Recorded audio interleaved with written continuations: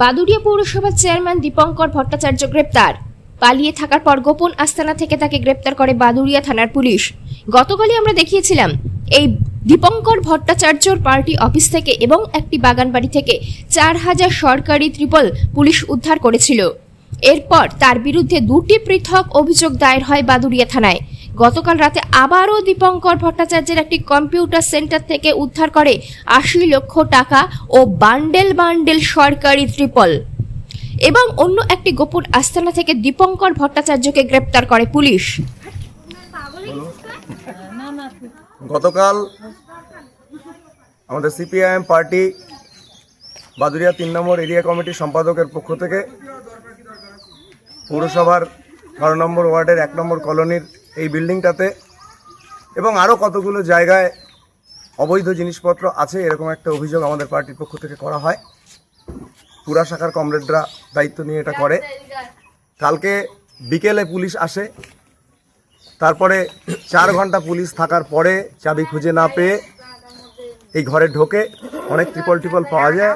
শেষে খুব একটা আশ্চর্যজনক ঘটনা ঘটে, এখান থেকে প্রায় 80 লক্ষ টাকা উদ্ধার হয়। সেই টাকা 3টে মেশিনে গোনা হয়েছে। পুলিশ সিজার লিস্ট করে সমস্ত টাকা এবং জিনিসপত্র যা পাওয়া গেছে নিয়ে গেছে। এখন এই যে দুর্নীতি, তৃণমূলের আমলে আবাস যোজনা থেকে শুরু করে ইত্যাদি বহু দুর্নীতি, এই দুর্নীতি যারা করেছে সেই দুর্নীতির টাকা এইখানে স্টোর করা হয়েছে। এটা একটা হিমশৈলের চূড়া মাত্র। 80 লক্ষ টাকাটা হিমশৈলের চূড়া মাত্র, এরকম কোটি কোটি টাকা এদের আছে। এইটা আমাদের পুলিশকে আমরা বলেছি, আমরা আশা করব পুলিশ এই ঘটনার সঠিক তদন্ত করে এর পেছনে কারা আছে এবং এখানে আমাদের বাদুড়িয়া পৌরসভার ছাপ্পা ভোটে জেতা যে চেয়ারম্যান দীপঙ্কর ভট্টাচার্য এর পেছনে যদি থাকে তার সঠিক তদন্ত করে তাকে গ্রেপ্তারের দাবি আমরা পুলিশের কাছে জানিয়েছি গ্রামবাসীর তরফ থেকে। এবং এই ঘটনার সঠিক তদন্ত করে আর্থিক দুর্নীতি যদি থাকে সেক্ষেত্রে এনফোর্সমেন্ট ডিরেক্টরেট এই ব্যাপারটা তদন্ত করবে, এই আবেদন আমরা করেছি। এর পরবর্তী যে আইনি ব্যাপারগুলো আমরা আমাদের পার্টির পক্ষ থেকে সিদ্ধান্ত নেব এবং গ্রামবাসীদের সাথে আলোচনা করে আমরা সিদ্ধান্ত নেব। টাকাগুলো কে রেখেছে বলে মনে হয়?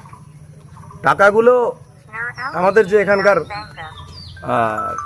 চেয়ারম্যান, বাদুড়িয়া পৌরসভার চেয়ারম্যান, গ্রামবাসীরা মনে করছে, আমরাও মনে করছি উনিই রেখেছেন।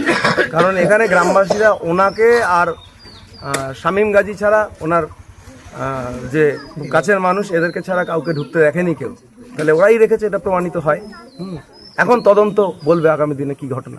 আচ্ছা, চেয়ারম্যান কি এখন বাড়িতে আছেন? শুনছি উনি পালিয়েছেন, সঠিক খবর জানি না। একটু আগে শুনলাম যে একটি গাড়ি করে ওনারা সবাই বেরিয়ে গেছেন, পালিয়ে গেছেন। এখন পুলিশ কি অ্যাকশন নেয় সেটাই আমাদের দেখার। পুলিশের ওপর মানুষ ভরসা করে আছে, প্রশাসনের ওপর মানুষের ভরসা ফিরে আসুক, এই আশাই আমরা রাখি।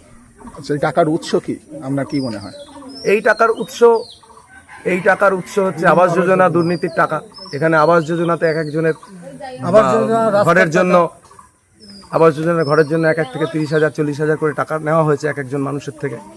গরিব মানুষকে ঘর দেওয়া হয়নি, যাদের পাকা বাড়ি আছে তাদেরকে ঘর দেওয়া আছে। এই যে দুর্নীতির টাকা, আরও রাস্তার দুর্নীতি, এই যে ত্রিপলগুলো এখান থেকে পাওয়া গেল, বিভিন্ন জিনিসপত্র পাওয়া গেল, এগুলো সাধারণ গরিব মানুষ পায়নি। এগুলো হয়তো বিক্রি হচ্ছে, দুর্নীতি হচ্ছে। এগুলো আগামী দিনে তদন্ত সাপেক্ষ।